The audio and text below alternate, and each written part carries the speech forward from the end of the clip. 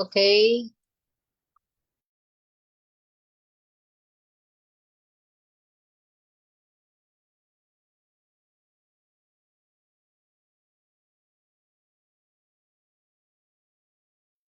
Good morning po or good noon sa ating lahat mga kapatid, mga kaibigan, and welcome to our weekly Bible study here in our Facebook page, Messenger of the North. And this page is handled by Brother Jomar Gonzalez. Anyway, he's not with us today. That's why I'm here to be your host. At welcome po tayo sa ating noontime na Bible study. Although we are a bit late, we had a hard time making this program live on Facebook, kaya so sorry po sa ating mga kapatid na nag-aantabay. Welcome po tayo muli sa ating second episode of this weekly Bible study. Today is Thursday, and let us thank the Lord that we were able to make this program live. At to start with this program, let us invite the presence of the Holy Spirit with our opening prayer. So let us bow our heads. Our most gracious and loving Heavenly Father, we thank the Lord for the privilege of being on air to share your words today.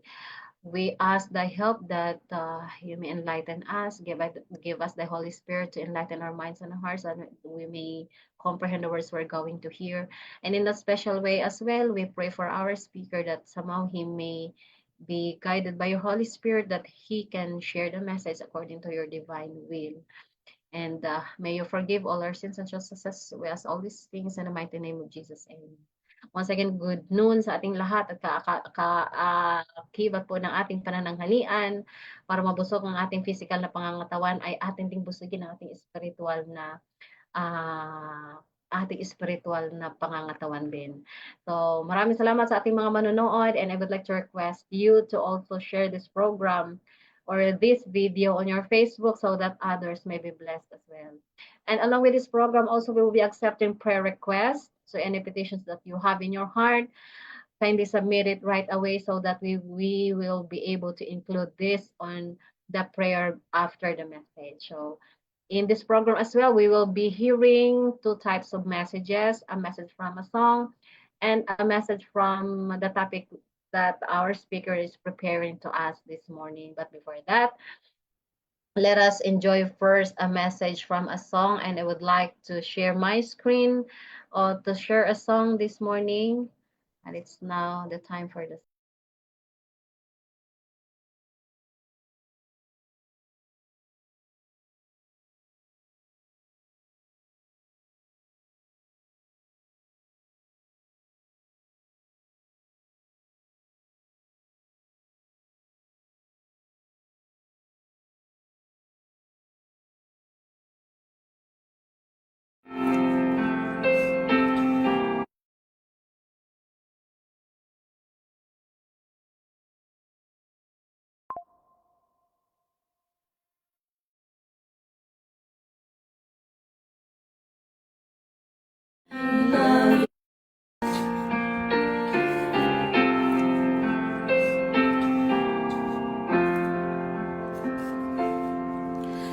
Loving kindness, Jesus came, my soul in mercy to reclaim, and from the depths of sin and shame, through grace He lifted me, from sinking sand. He lifted me with tender hand. He lifted me from shades of night to place of light. Oh, praise His name. He lifted me. He called me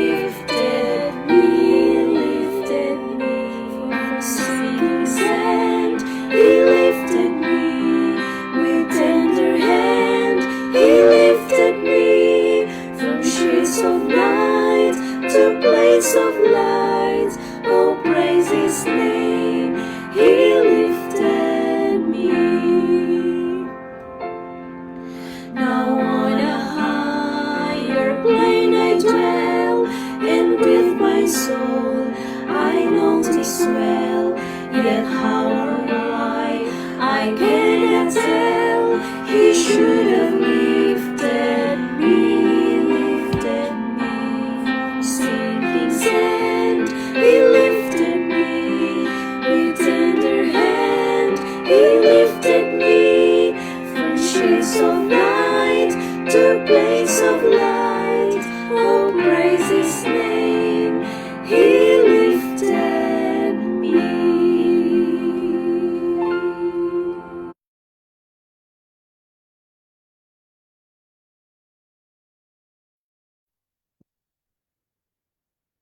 I thank the Lord for the message from our song today.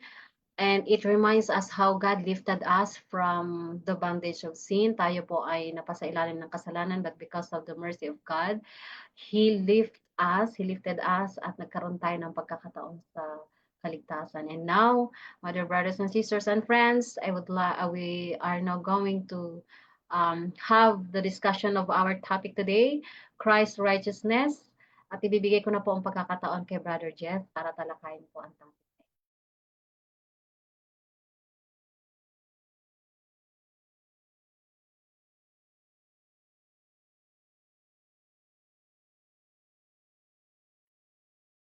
Magandang tanghali o hapon sa lahat. Purihin natin ang Diyos sa oras na ito sa pagkakataon na pinagkaloob sa atin. Tayo iningatan at muli ay tayo nandito upang ipagpatuloy ang ating Bible study. Ang ating tema ngayon. Pero bago tayo dumako doon, gusto ko munang batiin ang ating mga kaibigan, kapatid na naka-tune in dito sa ating Facebook Live, The Messenger of the North. Okay, at tayo magkapatuloy sa ating pagtalakay sa ating paksa ngayon. Katulad ng binanggit natin ay ang ating paksa ay Christ our righteousness.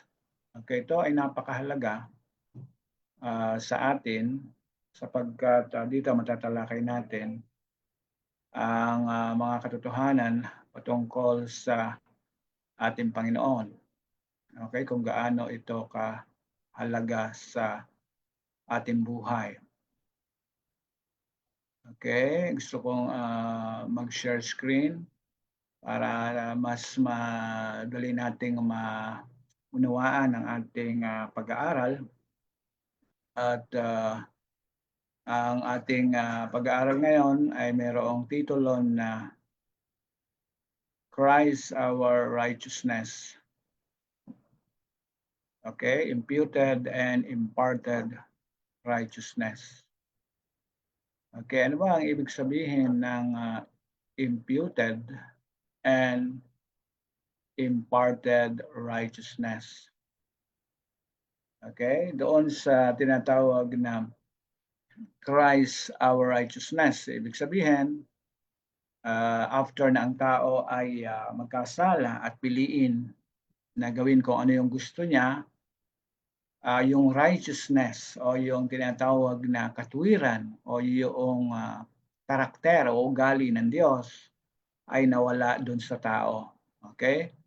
At it is impossible for man by his own power to obtain righteousness by his own strength. Kaya sa pamamagitan ng ating Panginoon, nung siya ay nagkatawang tao, ay naibalik yon. Kasi nga ay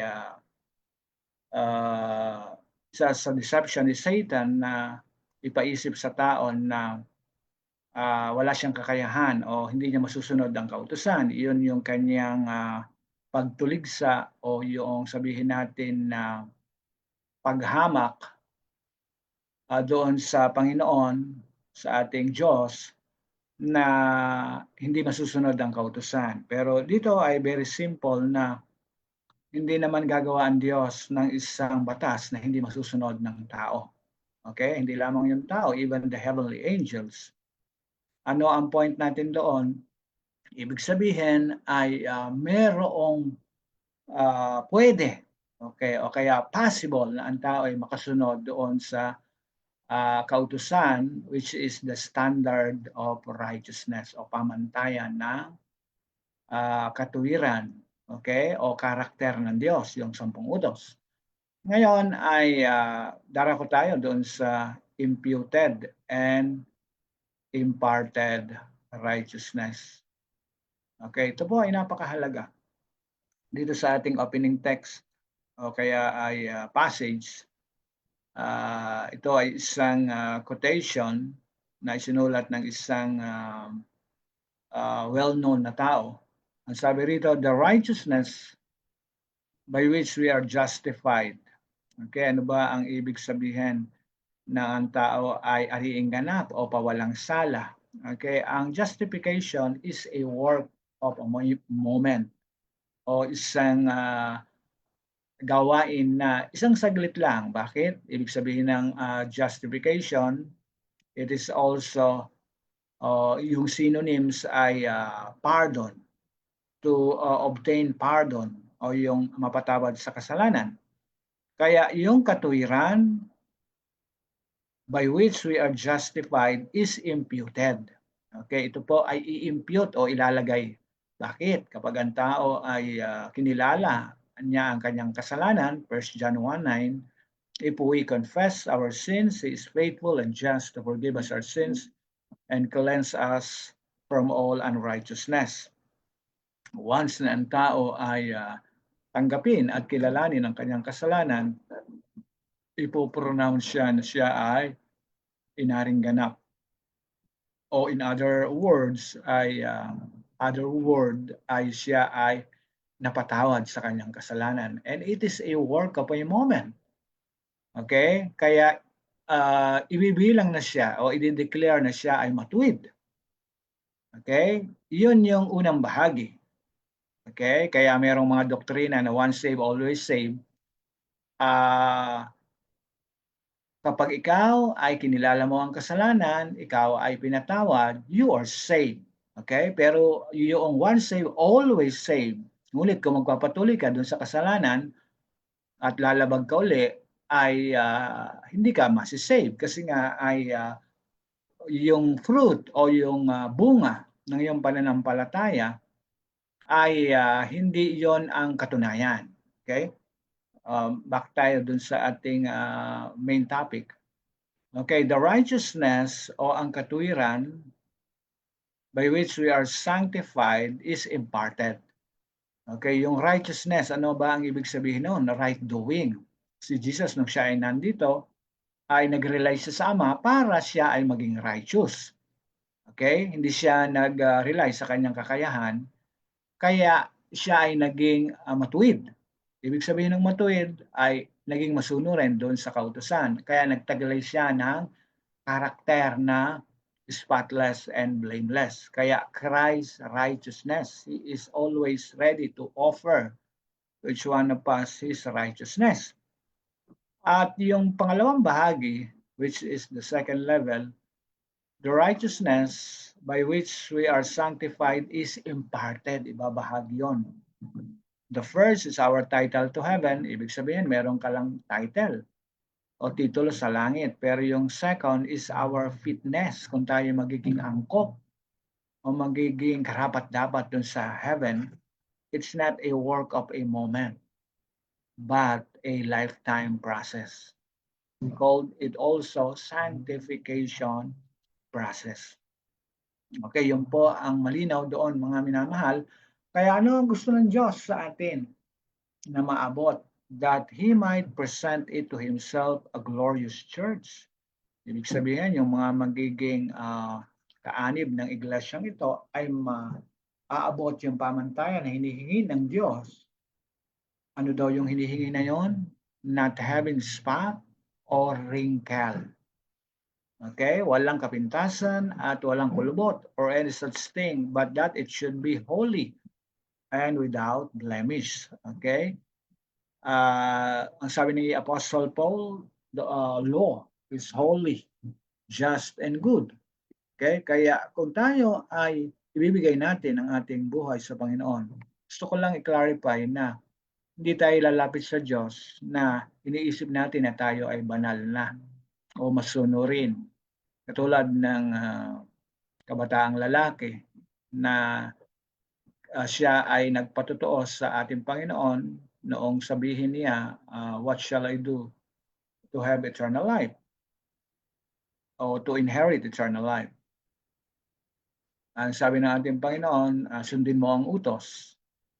Referring to the Ten Commandments. At ang sabi ng binata, mula sa pagkabata ay akin ang sinunod ito, sinunod ang kautusan. Ngunit in reality, nung tingnan ng Diyos ang kanyang puso ng ating Panginoong Hesus ay nabasa ng ating Panginoon kung ano ang nasa puso niya, nandoon yung tinatawag na selfishness. Sapagkat ang sabi ng Panginoon, kung gusto mong magkaroon ng buhay, ibenta mo ang iyong tinatangkilik at ipamahagi mo sa mga dukha at sumunod ka sa akin. At ikaw ay magkakaroon ng buhay na walang hanggan. Okay, ano ang koneksyon ng ating binanggit? Sapagkat siya ay nagte-testify na nasunod niya ang kautusan. Ngunit ang sabi ng Panginoon, dahil ayaw niyang ipamahagi kung ano ang meron siya, actually it's not the money but the selfishness na nasa kanya na naging way na in reality hindi niya nasunod ang kautusan. Okay? Kaya yung mga tao na kinilala na sila ay makasalanan, ni-recognize at in-acknowledge, ay sila ay mapapardon, which is, as I mentioned a while ago, we call it imputed righteousness. Okay? Because it is a work of a moment. Ngayon, yung second level, which is sanctification process. Okay? Kaya nabanggit ko kanina, sapagkat yung sanctification process, it is a work of a lifetime hanggang tayo ay nabubuhay. Kailangan maabot natin yung pamantayan na yun. Sanctification is living free o malaya mula sa kasalanan. Okay, yun po ang ibig sabihin. At ito ay tumutukoy sa individual. At yon ang layunin ng Diyos. Bakit? Sapagkat para maibalik yung lost character after na ang tao ilikhain ng ating Panginoon. At binigyan tayo ng Diyos ng halimbawa, walang iba kundi ang ating Panginoong Hesus na pwedeng ang tao ay mamuhay na blameless at hindi siya nagkasala. Okay, kaya kung pahihintulutan ng isang tao si Kristo na mag-take over ng kanyang buhay, all things that are impossible with man is possible with God. Ibig sabihin, tayo makakalakad na malaya mula sa kasalanan. And that righteousness, o yung karakter na yon ang dapat mahayag sa bawat isa sa atin. At ano ang participation ng ating Panginoon? Okay? We need to allow Him in full control sa ating buhay upang yung sanctification process, we call it second level, ay i-impart o ibabahagi sa atin. Okay? Mga minamahal. Kaya gusto ko i-clarify pa, yung righteousness ni Jesus, if we acknowledge and recognize our sins, yung kanyang character, ay ilalagay niya sa atin, mamaya makikita natin yon. Para bang isang tao na yung kanyang account sa bangko ay zero, okay, at siya ay nagkaroon pa ng utang. Ngayon, kapag tayo ay naniwala na mayroong isang tao na nag-o-offer na babayaran yung lahat ng ating utang, ay in a work of a moment at tayo ay naniwala, babayaran niya lahat yon. Ano yung pagkakautang natin? Yung pagsuway ng isang tao sa kautusan ng Diyos o yung kasalanan. That is, I compare to justification process. It is a work of a moment. But the second part, which is sanctification process, ang Diyos o yung depositor ay nangangako na isusustain tayo every day. Okay? Para meron tayong yung magagamit sa ating pang-araw-araw na buhay. Ganun din sa spiritual. The Lord o our Lord Jesus, He was willing to sustain us. Okay? Yung kanyang strength, yung kanyang power to live us in a free o yung malaya mula sa kasalanan. We will not become a slave. Hindi tayo magiging alipin ng kasalanan. Okay, yun yung simple illustration. Nagnanais ang ating Diyos na bayaran ang ating pagkakautang. Okay? Yung ating kasalanan. Gusto niya itong, if we confess our sins, He is faithful and just to forgive us our sins and cleanse us from all unrighteousness. Babayaran ng ating Panginoon. Dahil nabayaran na nga niya ng kanyang mahalagang dugo. At yung pangalawang bahagi na ito ay sanctification process, isusustain niya tayo. Kumbaga sa isang mayamang tao ay isusustain niya tayo araw-araw para may magamit tayo to survive. Ganun din sa spiritual. Nagnanais siya na isustain tayo. Pero ang tanong, are we willing to cooperate to allow Him to sustain us? Kasi ang tao ay may pride. Gusto niya ay ma-accomplish niya ang maraming bagay sa kanyang sariling kalakasan at pagsisikap, which is impossible. Nung ang ating Panginoon ay naparito, hindi lang tayo tinuruan, hindi lang siya naging halimbawa na siya ay lumakad na malaya mula sa kasalanan at naging masunurin sa ating Ama, sa kanyang Ama, kundi yung sikreto kung paano siya nakasunod. That is the main point. At yon ang nais ng Diyos na ibahagi sa atin, yung sikreto niya na yon. Kaya yung Christ, our righteousness, ay gusto ng Diyos na parang isang damit, mamaya makikita natin, na isusuot niya sa atin. But the question is, are we willing to wear that kind of dress o yung character of Christ? Okay, sanctification, 1 Thessalonians, for this is the will of God, even your sanctification, that you should abstain from fornication. Ito ang kalooban ng Diyos. But the question is, it is also our will. Ito rin ba ay kalooban natin? Okay, kaya yun ay may kaugnayan. Kaya sa paanong paraan ng tao, kahit na gaano siya kasama ay siya ay mabago. Dito sa Mark 3:17, itong si James at saka si John ay meron silang defects of character o yung alias, aka. Okay? Pero sila po ay nabago. Okay? And James, the son of Zebedee, and John, the brother of James, and his surname them Boanerges, which is the son of thunder. And when his disciple James and John saw this, they said, Lord, will thou that we command fire to come down from heaven and consume them even as Elias did. Okay, yon ang karakteristik ng magkapatid na ito, na sila ay tinaguriang sons of thunder. Sapagkat noong sila ay nagmi-missionary at ayaw silang tanggapin dahil sila ay unpredictable o yung tinatawag na hot temper, ang sabi nila sa ating Panginoon, magpaulan ka nga po, Panginoon, ng apoy na para i-consume, para sunugin daw yung mga tao na hindi tumanggap sa kanila. Pero ang katanungan, sila ba ay na-transform? Pagkatapos nakilalanin nila na sila ay makasalanan? Yes, sila po ay nabago, mga minamahal. At si John ay tinawag na John the Beloved. Siya ay nabago. Meron silang serious defects of character. Pero po sila ay na-transform at nagkaroon ng character na katulad ng character ng ating Panginoon. Okay, kaya sa atin ay meron tayong tinatawag na hope. Okay? Kaya sa 1 John 3:3, in his book of 1 John 3:3, every man that hath his hope in him purified himself, even as he is pure. Such an experience is accomplished through submission to the will of God. Tulad ng nakita natin kanina, yung clay in the potter's hand. Sa ganung paraan, tayo po ay mahuhubog, not according to our will, but according to the will of God. Ibig sabihin tayo isi-shape yung ugali natin na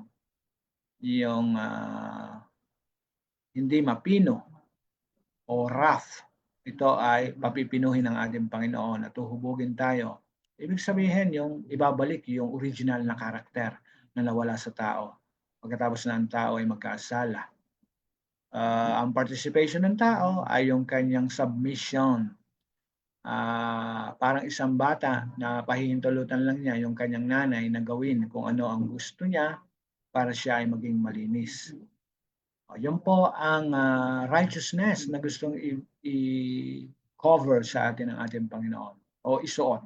This is why John said in 1 John 2:6, "He that said he abideth in him, ought himself also to walk even as he walked." Ibig sabihin ay lumakad ang ating Panginoon sa kabanalan, lalakad din tayo dahil alam na natin kung ano yung sekreto na gusto ng Diyos. Kaya siya nagkaroon, o ni Jesus, kaya siya nakalakad o yung lumakad na hindi nagkasala at naging matuwid. Okay, katulad ng binanggit natin kanina, sanctification is not a work of a moment, an hour, day, but a lifetime. Sanctification is the result of lifelong obedience. So, yan po. Lifelong obedience. Habang tayo ay nabubuhay, susunod tayo kung ano yung gusto ng Panginoon, hindi kung ano ang gusto natin. Okay, pero ano ang nakakahadlang? Ano ang sabi ni Apostle Paul? Kung mananaig sa atin ang ating makalaman, ay hindi tayo makakalakad kung ano ang gusto ng ating Panginoon. Okay? Pero kung pahintulutan natin siya sa ating buhay, meaning kung ano yung kalooban niya, yun ang gagawin natin, ay makakalakad tayo na tayo ay hindi magkakasala. Kaya ang sabi ni Apostle Paul, ang kanyang dineclare, "I know that in me, that is in my flesh," doon sa ating sariling kalakasan, "dwelleth no good thing. God forbid that I should glory save in the cross of our Lord Jesus Christ, by whom the world is crucified unto me, and I unto the world," according to Romans 7:8 and Colossians 6:14. Now, this brings us to the core of our subject. Okay, yun yung ating kalagayan. Okay, tingnan natin mga kapatid. I-define natin yung kahulugan ng dalawang salita na ito, bagamat nabanggit natin kanina. Imputed means to instantly credit to one's account. Okay? Imparted means to give daily from one's abundance to another. Yun yung in-explain natin na yung impute, instantly ilalagay yung account para mabayaran mo ang iyong pagkakautang. Okay? Yung imparted, to give daily from one abundance to another. Imputed takes place instantly. Imparted takes place continually, even for a lifetime. Very simple, mga kapatid, mga kaibigan. Yung imputed, instantly ilalagay doon sa yung account. Kung sa bangko pa, katulad na in-explain natin kanina, to pay every debt na meron ka. Okay? Which is yung kasalanan. Yung imparted naman, isusustain sa'yo daily. Yung strength, yung power. Ano ang participation natin? We need to always be humble. Okay? To pray always sa ganung paraan. Katulad ng buhay ng ating Panginoon.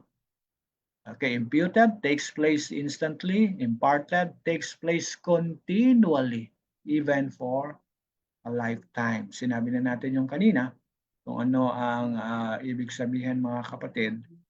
Kaya yun yung very simple na analogy doon sa ating pinag-aaralan. Yung tinatawag na justification, instantly, kung ikaw ay humingi ng tawad, okay, ikaw ay mapapatawad. But real repentance, true repentance, ano ang ibig sabihin? Turning away doon sa kasalanan. Kaya yung pag-turning away, yun yung imparted o sanctification process. Okay? Kumbaga sa damit ay pananatilihin mo yung damit na malinis. Okay? Susundin mo kung ano yung i-instruct sa'yo ng yung nanay o anak, huwag dyan, mag-ingat ka. O yun. Ang participation mo ay yung makipag-cooperate. Pero kung ayaw mong sundin yun, madudumihan yung damit, magkakasala ka uli. Ayun ang ibig sabihin doon mga kapatid. Okay, Christ's humanity was united with divinity. Okay, anong ibig sabihin doon? Yung kanyang weakness o kahinaan, yung pagiging human na walang kakayahan ay nakipag-isa doon sa divine, sa ating Panginoon. o sa Ama nung siya ay nandito, si Jesus. And in this strength, He would bear all the temptation that Satan would bring against Him. Yun yung daily sustenance, imparted righteousness. Ayan, imparted righteousness. Kaya dito, imparted means to give daily. Willing ang Diyos o si Jesus na ibigay yung kanyang strength and power daily.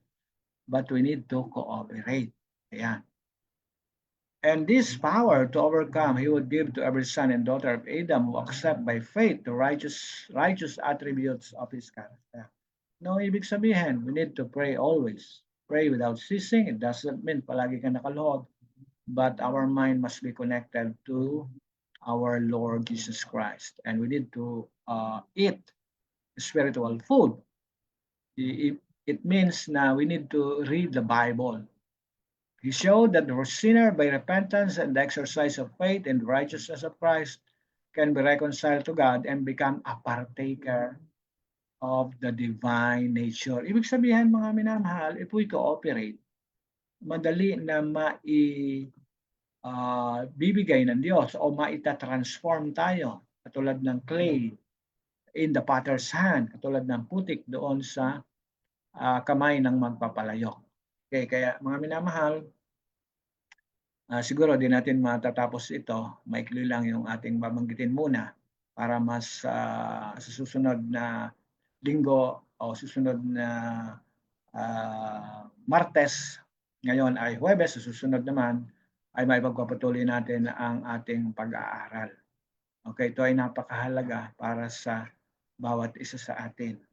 Okay, kaya ang ating Panginoon ay nananawagan sa atin sa tanghaling ito kung paano ang ating Panginoon ay very willing na i-sustain tayo para mapanatili natin yung righteousness o character of Christ sa atin. Okay? At ito ay magdidepende doon sa participation ng tao. Parang isang magulang na gusto ang anak na mapabuti pero kung ayaw makipag-cooperate ay mapapahamak siya. Ganon din po sa atin. Kaya ang ating Panginoon ay kumakatok sa puso ng bawat isa sa atin. Ngayong year 2025 ay kailangan na ang ating Panginoon ay nagnanais na ibigay natin ng lubusan ng ating buhay. Sapagkat siya ay willing na tayo ay tulungan. At tayo ay baguhin at tayo ay maging maabot natin yung pamantayan na hinihingi niya, yung kanyang Christ character. Okay? Nawa ay pagpalain tayo sa tanghaling ito sa ating naging Bible study. At kung meron kayong yung request prayer at katanungan do sa ating paksa, ay pwede kayong mag-comment sa ating comment section upang ating masagot sa mga susunod nating pag-aaral. Nawa ay pagpalain tayo ng Diyos sa oras na ito, sa araw na ito, sa pangalan ni Jesus. Amen.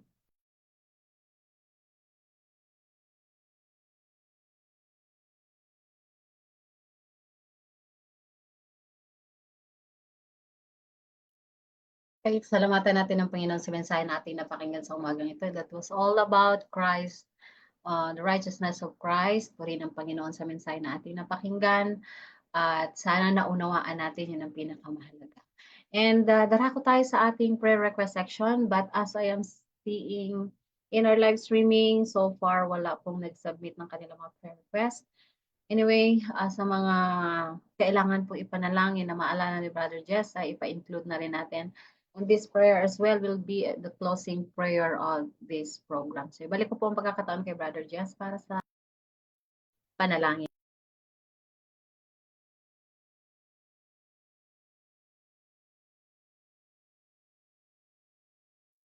Okay, inaanyayahan ko po ang lahat na tayo muna ay pansamandaling manalangin para sa ating kahilingan at sa ating closing prayer.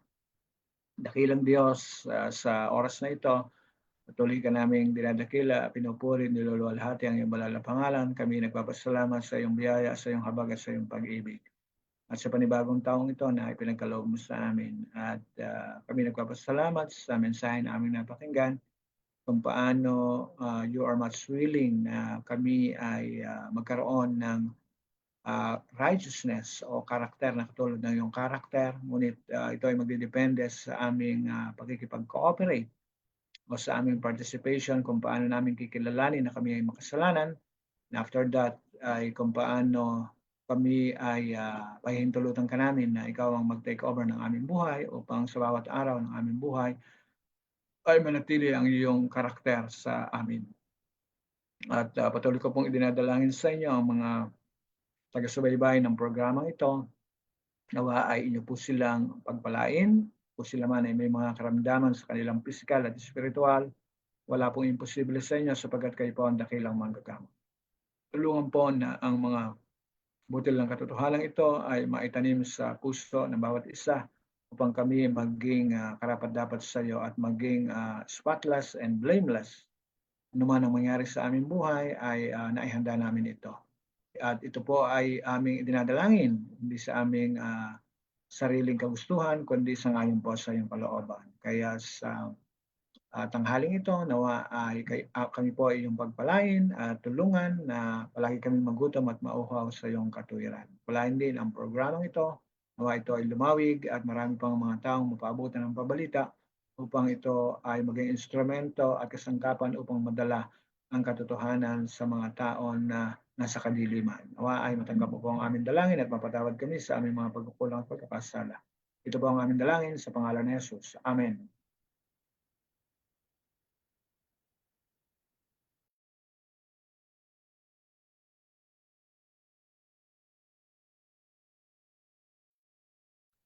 Amen. Maraming salamat, Brother Jess, sa pananalangin. Panguna po ng ating panalangin.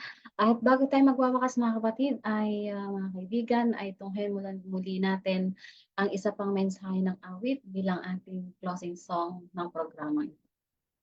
Okay?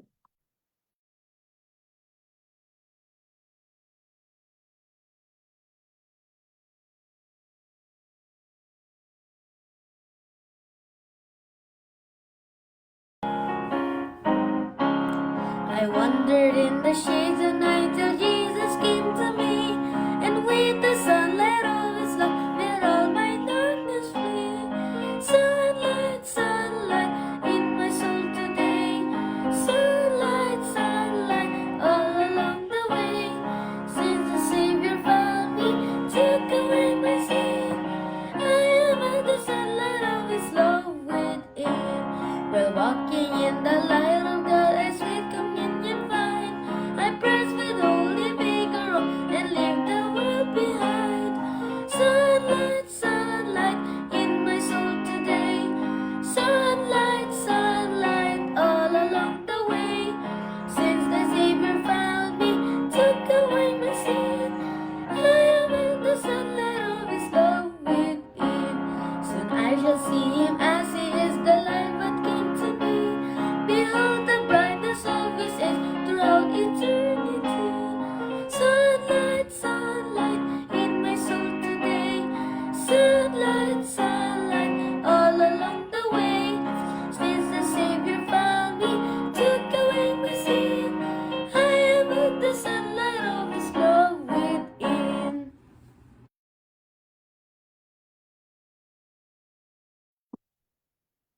Okay, let us thank the Lord for the message from that song, Sunlight, and thank you as well, Brother Daniel, for recording that song. At mga kapatid, maraming salamat sa inyong lahat na nagsubaybay ng ating programa.